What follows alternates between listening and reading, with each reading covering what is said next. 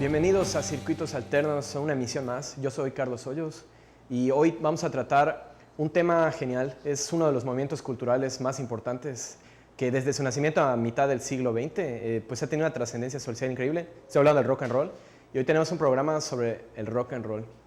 Y pues justamente hoy tendremos cápsulas, reportajes y algunas entrevistas que tratarán desde su historia, desde su nacimiento con el blues y todo eso, hasta la escena yucateca, que es tremenda, ¿no? La escena del rock. Y pues el rock and roll, que en su nacimiento en los 50s, o sea, desde que inicia, siempre ha sido una bandera de muchas causas, voz de muchos inconformes y catalizador de movimientos sociales.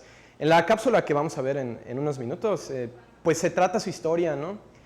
Pero pues si en un principio el rock and roll habla de sexualidad tal vez, o sea, es una contestación a la moral tan reprimida que se tiene en Estados Unidos en el momento en que nace, ¿no? Hay una represión y los jóvenes se encuentran en el rock and roll pues la oportunidad perfecta para expresar y para rebelarse contra sus padres. Esto es en los 50s y pues aquí empieza como forma de protesta. Vamos a ver la cápsula que es desde los 60s. Está genial y veamos qué siguió después en la historia. El rock o rock and roll es un género musical de ritmo marcado, derivado de una mezcla de diversos géneros de música folclórica estadounidense, como el blues, el country, el western, entre otros. Entre las figuras más importantes de este género se encuentra Robert Johnson, considerado el abuelo del rock and roll y mejor conocido por haber pactado con el diablo. La leyenda dice que Robert Johnson vendió su alma al diablo en el cruce de la actual autopista 61 con la 49 en Clarksdale, Mississippi, a cambio de tocar blues mejor que nadie.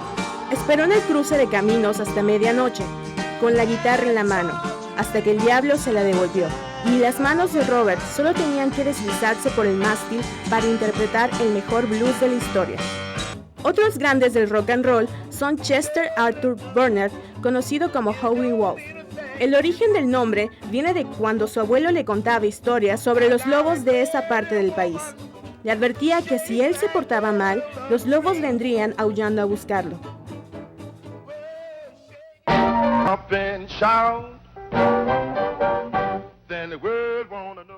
McKinley Morgan Field, mejor conocido como Muddy Waters, músico de blues estadounidense,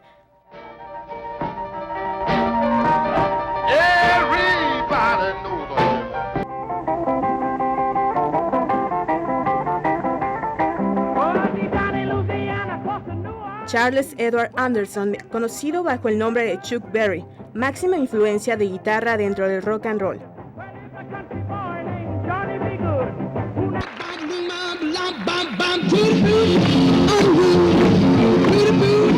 Little Richard, nombre artístico de Richard Wade Penniman, cantante, compositor y pianista. Este recorte ligero hallaría su ídolo fundacional a mediados de los años 50 en la figura de Elvis Presley, el rey del rock and roll.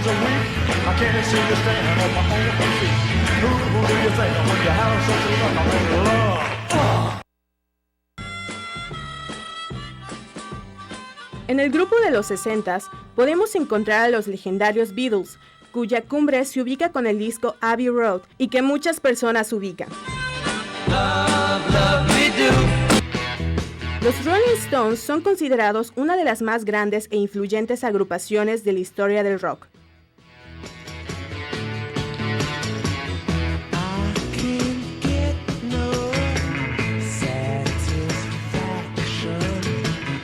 Bob Dylan, conocido por revolucionar el concepto de los límites de la música popular en 1965 con el single Like a Rolling Stone, convirtiéndose en uno de los himnos antibélicos y de los movimientos civiles de la época.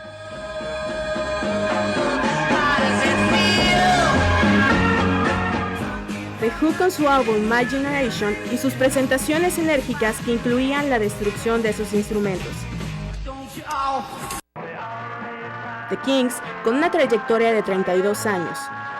Cream ofreciendo un sonido potente, aunque cargado de virtuosismo y grandes solos. Y si de virtuosos y espectaculares solos hablamos, ¿cómo olvidar a Jimi Hendrix? Considerado el mejor guitarrista eléctrico de la historia de la música popular.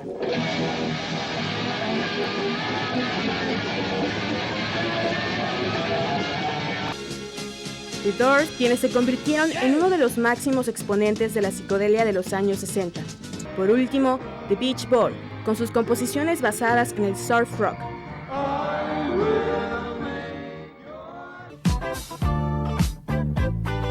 Los 70s fueron una época de mucho rock, pues esta cuenta con grandes exponentes como Pink Floyd con su álbum Dark Side of the Moon y las innovadoras portadas de sus discos.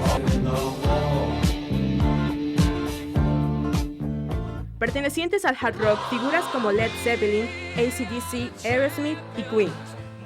Black Sabbath, los inventores del heavy metal, Deep Purple, pioneros de ambos géneros ya mencionados. Reconocidos por Smoke on the Water del disco Machine Head, del movimiento punk, The Clash, Ramones, Sex Pistols, Patti Smith, de las mujeres del rock, Runaways.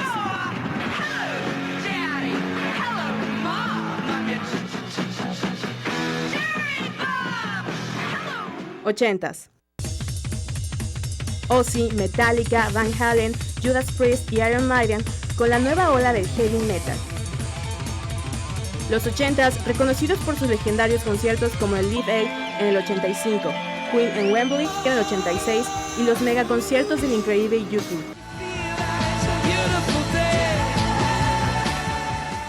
Del glam metal, Motley Crue, Poison, Quiet Riot, Twisted Sister. Del thrash, Megadeth, Anthrax y Slayer. Por último, figuras como Guns N' Roses y el inolvidable Bon Jovi. 90s. En los 90s surge el rock alternativo. Como parte de este género se encuentra R.E.M., Pearl Jam, Alice in Chains y el singular Nirvana con su álbum Nevermind del movimiento Grunge. Blur, Oasis como parte del movimiento británico, pero todos y cada uno de ellos formando parte de la historia del rock. Una magnífica canción, realmente, pues unas imágenes maravillosas de la era del blues. Y vimos cómo el rock ya en los 60s pues se amplía su rango, ¿no? Entra una dimensión política, una dimensión pues ya con más pretensiones artísticas mucho mayores. Pues lo podemos ver, ¿no? Pues ya sale Pink Floyd, bandas como pues todas estas de los 60s, las bandas psicodélicas. Y pues más adelante en el programa profundizaremos un poco más en estos temas. Y bueno, como pudimos ver en los 60s, con esto que menciono, pues surgen bandas que realmente crearon una nueva cultura, las que fundaron la cultura, los Beatles, Pink Floyd, etc. Y en unos minutos pues veremos qué pasa con esto, ¿no? O sea, cuando esto se expande de Estados Unidos, que es realmente el lugar donde nace y llega a México, llega en algún momento a Yucatán.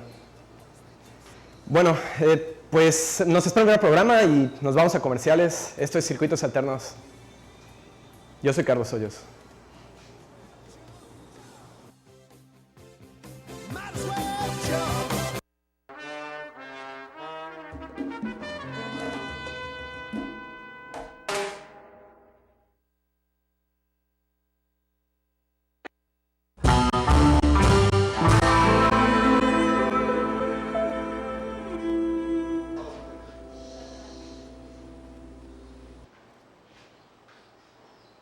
Hola amigos, mi nombre es Carlos Torres, es un placer acompañarlos nuevamente aquí en Circuitos Alternos. Como se habrán dado cuenta, hoy tenemos un programa cargado de poder y de rock and roll. A continuación vamos a ver un reportaje acerca de qué es lo que pasaba en Yucatán. Yucatán tiene una historia de mucho rock and roll de la segunda mitad del siglo XX para aquí. Tuve la oportunidad de platicar un poco con el autor del libro La historia del rock en Yucatán, Jorge Cervera. Y la entrevista, él nos va a ir platicando un poco, a resumidas cuentas, de lo que trata el libro. Vamos a escuchar algunos nombres de personajes interesantes, los grandes íconos del rock yucateco, también las leyendas, los dioses así del rock. Si los ingleses, los americanos tienen sus dioses del rock, pues aquí también tenemos algunos que merecen un título cercano. Más adelante estaremos platicando igual con algunas personas aquí que tenemos preparadas en vivo, que nos van a platicar algunas historias, algunas anécdotas por ahí interesantes del rock en Yucatán. La cápsula, vamos a ver primero pues la mitad de lo que es de cuando inicia hasta más o menos los años 80, principios por ahí. Y luego vamos a ir a unos cortes comerciales y regresaremos también para continuar con el reportaje antes de entrar ya de lleno a las entrevistas. Vamos a ver mucha música, vamos a ver a algunos guitarristas, bajistas, cantantes, como el rock vamos a ver que pasa de ser pues como que de una moda que traían las personas más acaudaladas de la ciudad, hacer otras, pues ya un movimiento de las clases populares, una cultura urbana, cómo el rock se va diversificando pues en el rock urbano, en el rock clásico, rock psicodélico, etcétera, porque pues Yucatán también tiene sus vertientes y sus exponentes de cada tipo de rock. Vamos a ver el reportaje, espero que les guste. Este es Circuitos Alternos, no se vayan. 1, 2, 3 o'clock, 4 o'clock, rock. 5, 6, 7 o'clock, 8 o'clock, rock. 9, 10, 11 o'clock, 12 o'clock, rock. We're gonna rock around the clock tonight. Put your glad rags on. Join me, honey. We'll have some fun when the clock strikes 1. We're gonna rock around the clock tonight. We're gonna rock, rock, rock till broad daylight. Gonna rock around the clock tonight. When the clock strikes 2. El rock es un género musical que surge a finales de los años 50 y a principios de los 60. México no escapa de este movimiento y específicamente en Yucatán. En 1962 surge el primer grupo de rock. Pues el rock and roll inicia aquí como inició en muchos lados del mundo, ¿no? A fines de los 50, principios de los 60, ya los muchachos empezaban a saber de que existía un nuevo ritmo, un nuevo baile, y cuando dijo 1962, ya estaban establecidos 2 o 3 grupos que tocaban rock and roll, la mayoría de muchachos, estudiantes, y entre esos grupos podemos citar los Pioneros, los Monjes y los 5 Platinos, ¿no? Y aquí tenemos, como en muchas ciudades del mundo, que mucha gente, muchos jóvenes sobre todo, deciden salirse de sus casas y se van a experimentar ellos mismos lo que era esa situación, ¿no? Sobre todo en San Francisco, en Los Ángeles, en Norteamérica. Y luego vuelven pues con cierto material musical, discos, nuevas ideas, nuevas propuestas, ¿no? Debemos recordar, es importante recordar que gracias a ese movimiento de mediados, fines de los 60, es cuando nos empezamos a interesar en lo que es la ecología, en realmente vivir en comunas, ¿no? ¿Sí se acuerdan la frase de los hippies, paz y amor, ¿no?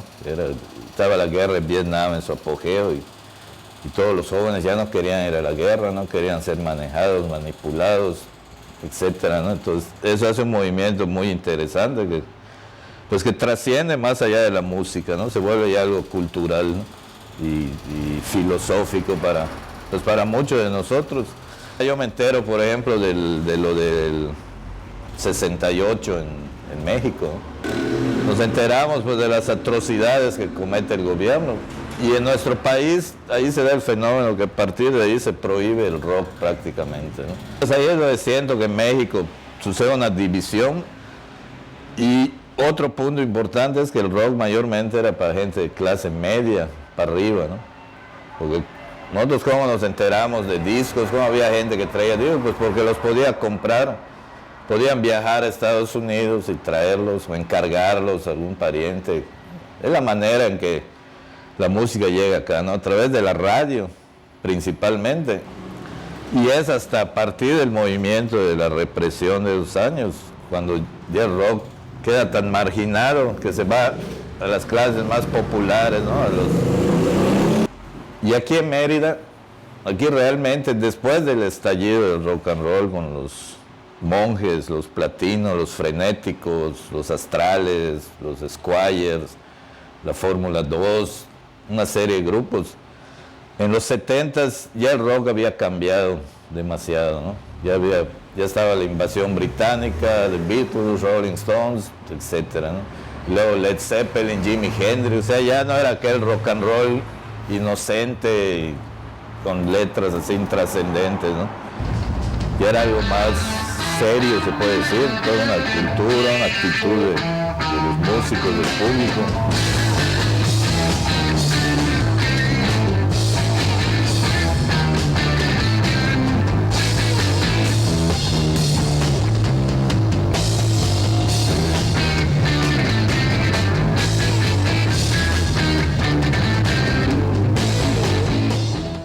Yucatán. Y durante los 70s, cuando surge un guitarrista, Miguel Mansur, ya fallecido, que se vuelve el ícono de aquí, ¿no? Miguel se vuelve una leyenda y revoluciona aquí el movimiento. Solo que ya pocos realmente le podían seguir el paso a cómo iba el rock evolucionando en todo el mundo. Entonces surge de...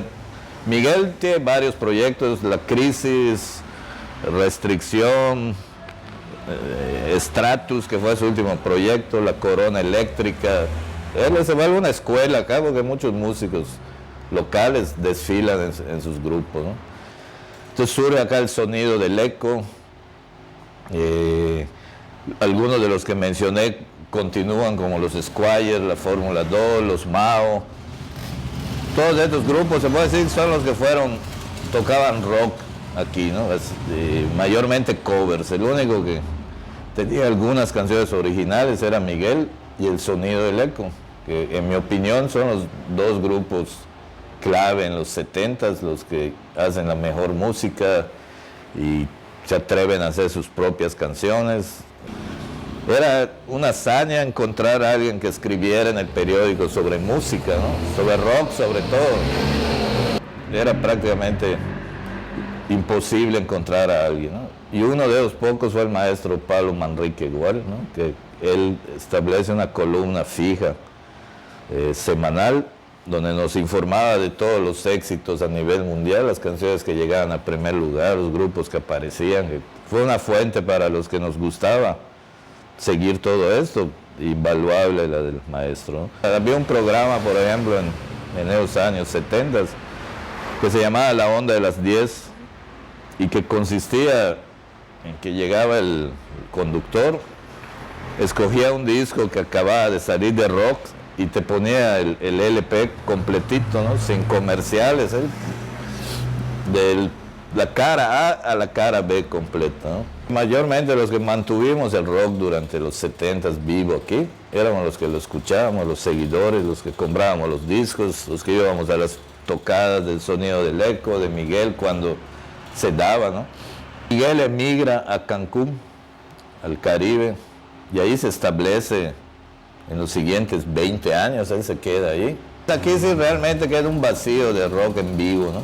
No había grupos, no había dónde, ¿no? Y enfocamos se puede decir, nuestras miras más hacia la radio, ¿no? Entonces vamos incluso en grupos a hablar con los dirigentes ejecutivos de las estaciones, el Grupo Rivas, las Panteras, que era el sistema Radio Yucatán, si no me equivoco, en esa época, a que nos dieran chance de hacer programas, de transmitir nuestra música, y pues casi siempre era negativa la respuesta, ¿no? Prácticamente siempre, ¿no? Hasta que algún productor de la misma radiodifusora, en este caso Rubén Lara, es otro ya fallecido, pues él realmente sí le gustaba la música y le queda ahí el gusanito y empieza a crear programas de rock dentro de la difusora, ¿no? Se intenta revivir aquel de Onda de las 10, el maestro Pablo Manrique le da uno del Hit Parade, donde ponía puro éxito. Bueno, ¿qué les pareció esta primera parte de este reportaje? Apuesto a que muchos de ustedes ni siquiera sabían, si es que se consideran rockeros o seguidores de la cultura rock en Yucatán, que habían tantos exponentes destacados. Creo que, por ejemplo, la aportación de Miguel Mansur a la música yucateca, a la música mexicana, podríamos decir, es destacadísima. Vamos a ir a un corte comercial, pero cuando regresemos vamos a ver la segunda parte del reportaje, en la cual vamos a conocer a nuevos personajes de la década de los 80 y de los 90. Encontraremos también algunos de los primeros encuentros de rock, algunos de los conciertos, algunos hitos que se hicieron en la radio yucateca, poniendo discos que quizás incluso hoy en día no se podrían poner en estaciones comerciales. Vamos a un corte comercial y cuando regresemos llegaremos directamente con la segunda parte del reportaje. Esto es Circuitos Alternos, no se vayan.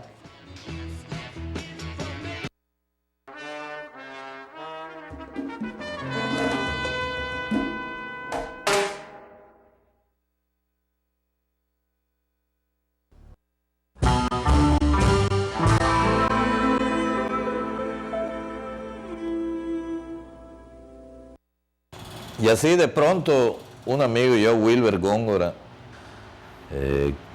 recibimos una invitación de que se iba a hacer un programa en Las Panteras, donde el modo de hacerlo era que tú fueras con tu disco, de tu preferencia, el grupo de tu preferencia, escogieras una canción sin ningún tipo de censura ni nada, y la pudieras transmitir tú mismo y dar tu opinión tú mismo de lo que ibas a pasar, ¿no? Y eso pues era algo revolucionario en ese entonces, ¿no? Nos quedamos, incluso lo dudamos, ¿será verdad? Vamos a verlo, ¿no?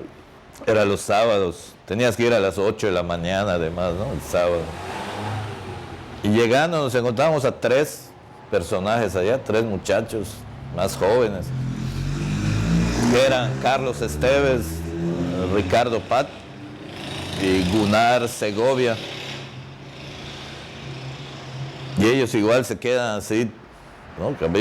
No era muy grande la diferencia de edad, pero sí mínimo 5 o 6 años de diferencia, ¿no? Y de esa curiosa manera se establece un contacto entre esa generación de los 80s y nosotros de los 70s, ¿no? A través de ese programa. A partir de ese día, el programa crece, que era de 1 hora hasta ser de 3 horas de duración. Y era de 8 a 11 de la mañana. Y cuando el programa estaba cumpliendo su segundo año, tercer año, ya era una auténtica fila de personas con sus discos que bajaban las escaleras del sistema y llegaban hasta la calle, ¿no? Y lo increíble y lo que a todos nos encantó es eso, ¿no? De que para nosotros era como un sueño poder poner tu canción favorita, ¿no? Luego ha empezado gente a llevar música en español, como la del Three Souls, ¿no? Pues sabemos que el Three Souls pues es uno de los que, sobre todo en aquellos años, tenían un mensaje muy directo pues contra el gobierno, de denuncia contra la policía, muchos temas que no era imposible oírlos a nivel así público, ¿no? Y allá nos conectamos, por ejemplo, con Alejandro Escalante, el Pachuch, ¿no? Que llega ese programa, tiene un muchachito con su disco de Ozzy Osbourne, así, no se llevaba con nadie, ¿no? Y apenas empezaba a planear formar su grupo Viento Negro, ¿no? Empiezan a nacer grupos de ahí mismo, ¿no? E incluso dentro del mismo programa anunciábamos tocadas, cualquier evento que hubiera tenía que pasar al Club Amigos del Rock y ahí se anunciaba, ¿no? Ya Viento Negro, Tabaco, Líder, Betania, empiezan a surgir grupos. Ya igual empezaba la era del video, ¿no? Entonces ya grupos como Betania, por ejemplo, de Eduardo Machado, ya se atreven a salir maquillados y con sus ropas de cuero y brillosas. Entonces, yo creo que es como bien la segunda explosión aquí del rock. Yo creo que fue lo más positivo de esos años, ¿no? Ese encuentro que hubo y que se siguió manteniendo ya durante todos los 80s. O sea que Alejandro principalmente, ¿no? Que para mí es uno de los personajes también claves para que esto siguiera. Es cuando decide, y me acuerdo incluso entre Ricardo, Pat, Alex, Pachuch y yo, él nos comenta que quería hacer un evento donde reunir a todos los grupos que hubiera locales de rock y presentarlos. En los años del programa Club Amigos, hablo de 1988 exactamente, Alberto Rodríguez decide formar un grupo que le pone Sueños Indiscretos, pero el valor que tiene él o su gran aportación es que contra viento y marea logra que le den el teatro Daniel Ayala. Entonces se abren las puertas de un teatro que en ese entonces estaba casi recién remozado, ¿no? Y ya, entonces, temblando las autoridades y con policías afuera y gente adentro del teatro vigilando, ¿no? Pero logra realizar el concierto, y es un lleno el teatro. Y creo que a partir de ahí, ya el teatro ya no pudo volver a cerrar sus puertas, ¿no? y pues damos el brinco nuevamente hasta los encuentros de rock en los 90, ¿no? Donde se logra hacer 3 seguidos cada año, y ya para el tercero y cuarto encuentro ya eran como 70, 80 grupos que habían dispuestos a participar, ¿no? Era así una explosión que creo que ese fue un punto muy clave, los encuentros de rock.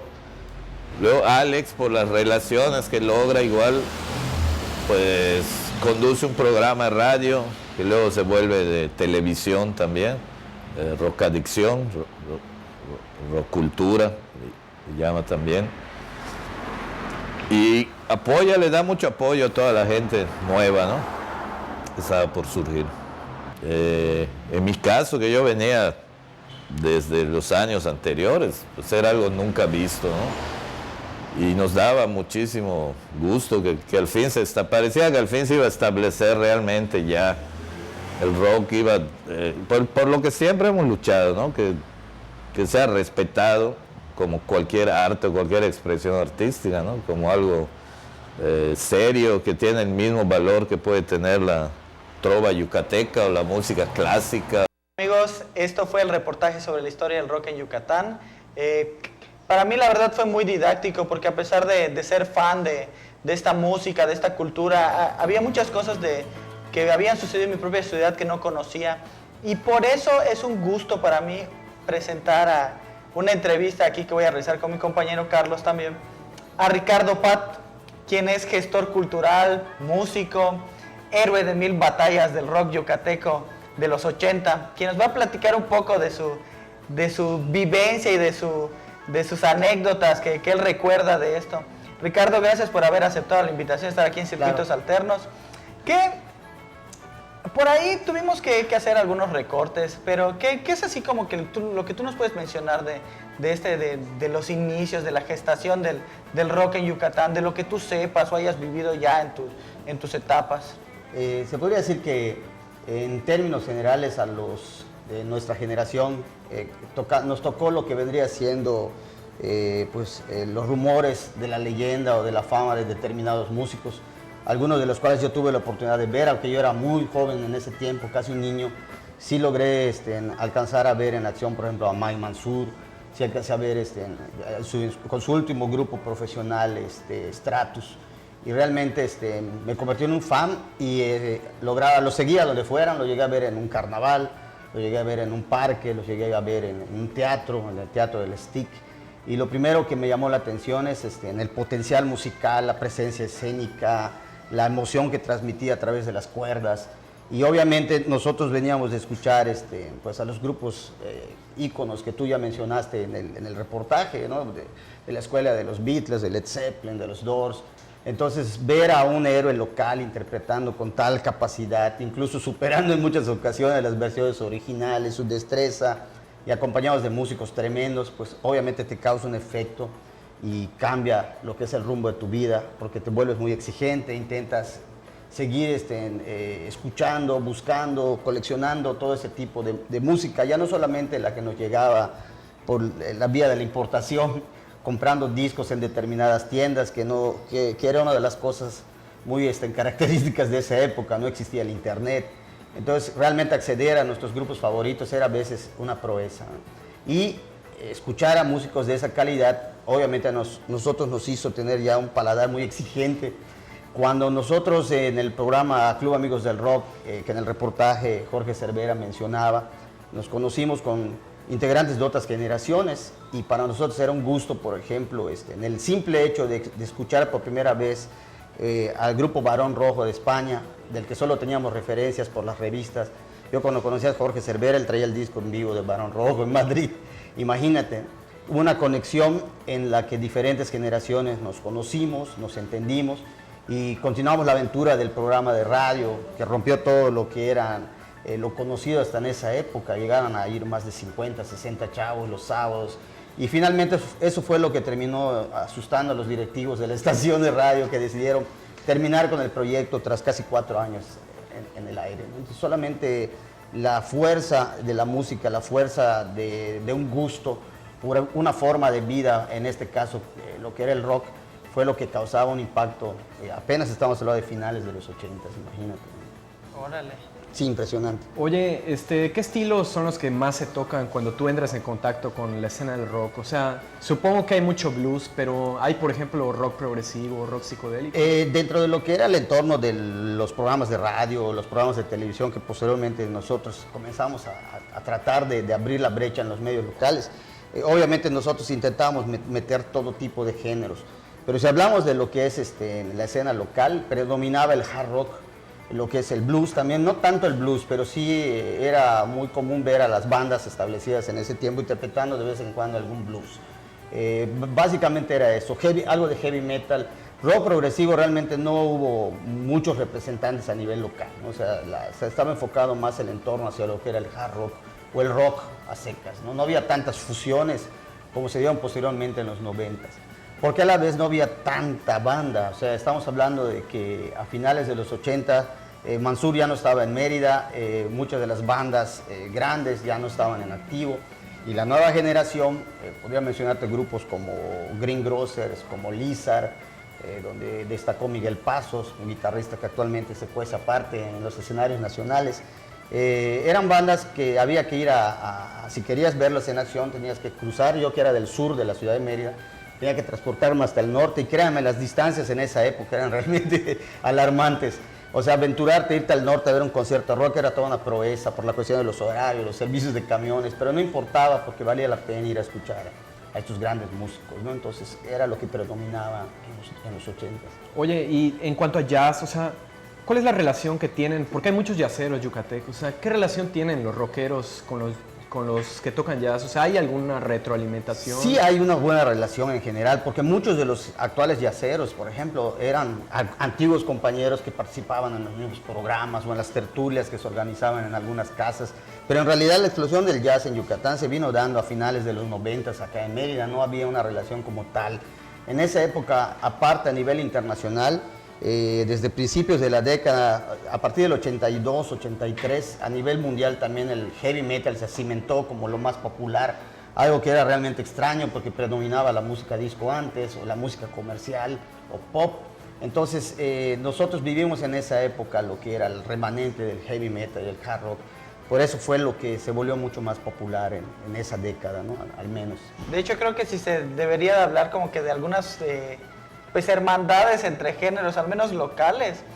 No sé si muchos lo sepan, pero algo bien curioso es que Grupo Censurado, que es famoso por sus cumbias, por lo que sea, empezó tocando rock. Así es. Y bueno, Jorge me decía que Grupo Censurado tenía así como que una tradición de siempre tener en sus filas a un guitarrista rockero. A un guitarrista talentoso, básicamente, ¿no? Lo que pasa es que en Censurado se da un fenómeno interesante. Se va Miguel Mansur, que es pues el maestro, el ícono. Si vamos de realmente leyendas del rock, en el génesis del rock yucateco, Mansur tendría que estar en un sitio aparte, ¿no?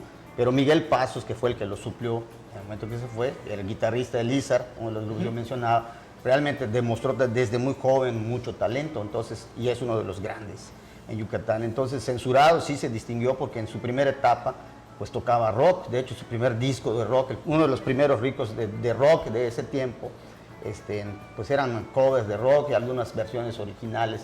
Y ya luego pues había que comer y ni manera, ¿no? Pues se terminaron tocando otro tipo de género, porque no hay que olvidar que la plaza de Yucatán es una plaza netamente tropical. Entonces el rock también ha tenido muchas dificultades históricas para establecerse como algo popular. Creo que también cuando mencionas bueno, de estos personajes así como que icónicos, quizás a lo mejor no por su música, pero por su dedicación a expandir la cultura, tendríamos que hablar de Alejandro Escalante también. Claro, no solamente de él, ¿no? De muchos otros músicos que fueron muy constantes desde el momento que ellos decidieron dedicarse a la cuestión del rock. No solamente incursionaron en el caso de Alejandro como la música, sino él fue de los primeros empresarios, ¿no? Que abrió un bar para tocar rock y se aventó el boleto de traer artistas de fuera. Como por otro lado, por ejemplo, Jorge y nosotros intentamos seguir la ruta de la promoción del rock a través de los medios, ¿no? Luchando por un espacio en la televisión, casi suplicando que te dejaran tener el espacio, porque para la mayoría de los empresarios locales el rock es algo anticomercial, ¿no? Al menos en ese tiempo se tenía esa percepción. Y otros músicos, por ejemplo, yucatecos muy talentosos de esa generación, decidieron viajar a México o dedicarse a otras cosas. pero finalmente lo importante que a los que fuimos los que recepcionamos lo que fue la bandera del rock, de la intensidad o de la pasión para vivir no solamente el rock como música, sino también como fenómeno social y cultural, pues de alguna forma nos sentimos contagiados y pretendimos seguir aportando de alguna forma, generando conciertos. Recuerdo que a mediados de los 80s, al Lizar, el grupo del que mencionaba don Miguel, los llevamos a una escuela del sur de la ciudad para tocar un concierto de rock y nos dedicamos a vender entradas por toda la colonia. Y fue muy curioso, porque no había antecedentes de ese tipo de cuestiones.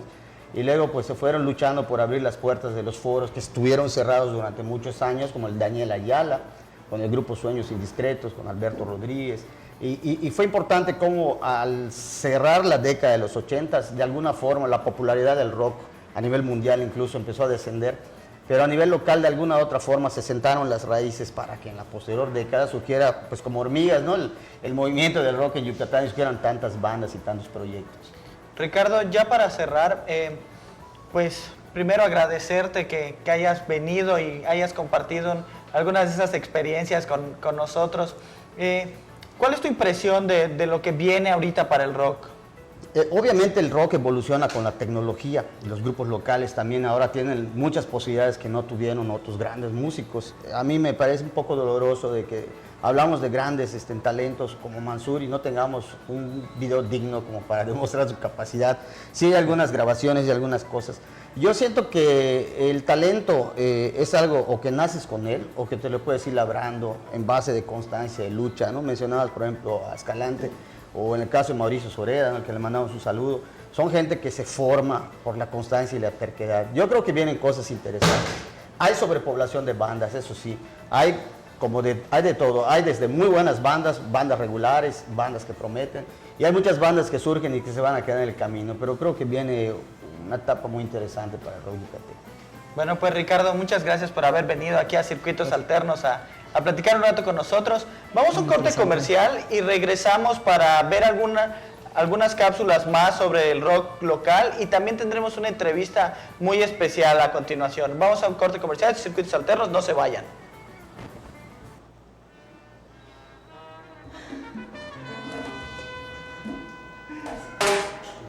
El body.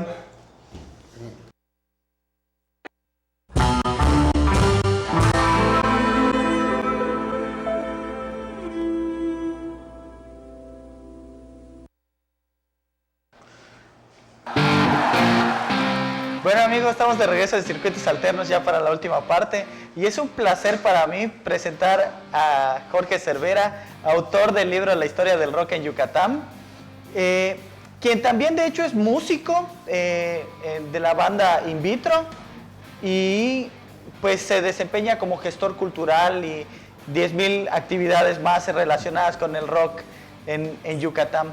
Jorge, muchas gracias por haber aceptado la invitación, gracias por estar acá. Al contrario. Platícanos, ¿qué viene a continuación dentro de los proyectos que tienes personalmente? Me platicabas de una segunda parte del libro.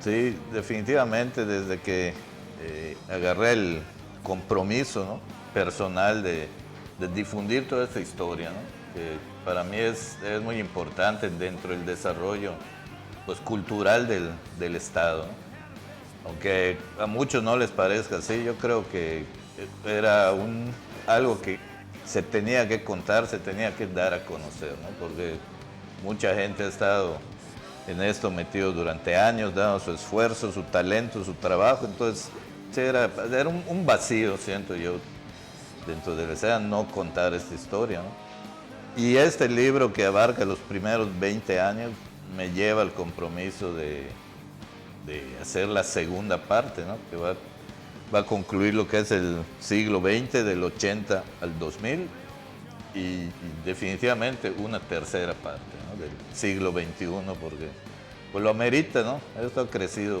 demasiado. Sí, y va a seguir habiendo, hay rock para rato.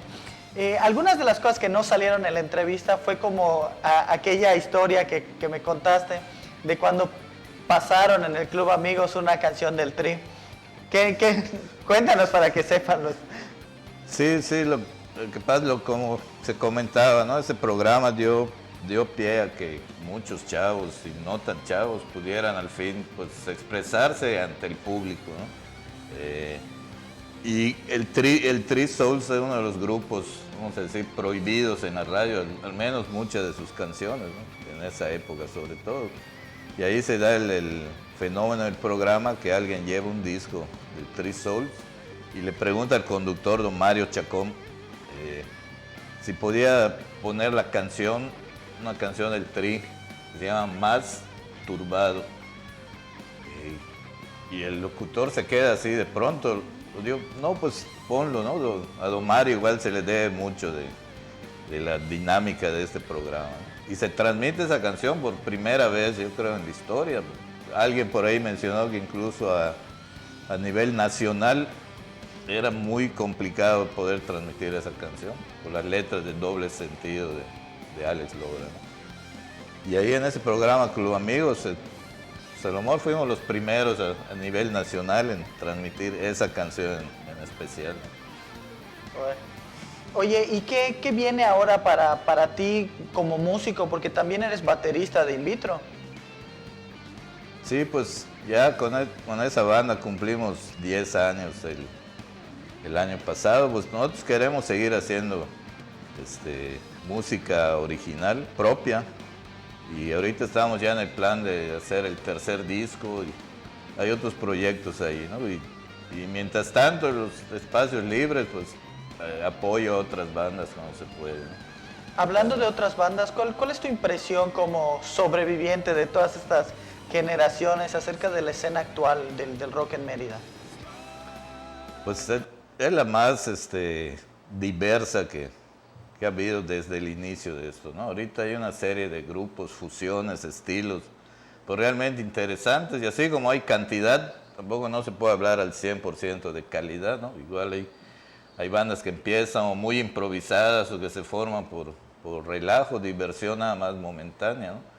Pero sí existen otras que ya llevan una trayectoria, un trabajo que yo creo que en lo que resta de esto se van a consolidar. Y eso esperamos para poder llamar al rock yucateco realmente un movimiento, ¿no? Para mí actualmente hay una escena con muchos grupos, y si eso le agregamos todo lo que hay de luchas de egos, celos y todo, es lo que yo siento, ¿no? Que ha impedido un desarrollo sano de nuestro rock y que realmente haya un movimiento, ¿no? Bueno, Jorge, pues muchas gracias por haber estado con nosotros, muchas gracias por la entrevista que nos regalaste, por el libro, por todas tus experiencias, y ojalá que cuando salga esta segunda o tercera parte, si todavía estamos al aire, podamos tenerte de regreso. Pues bien lo dijo Neil Young, el rock and roll no va a morir, así que hay para rato. Vamos a ver la última cápsula. Esto fue todo en Circuitos Alternos. Vamos a conocer algunas de las bandas locales, algunas canciones que se hacen aquí en Mérida. Y pues esto fue todo en Circuitos Alternos. Disfruten este contenido final y sigan rockeando, que hay para rato.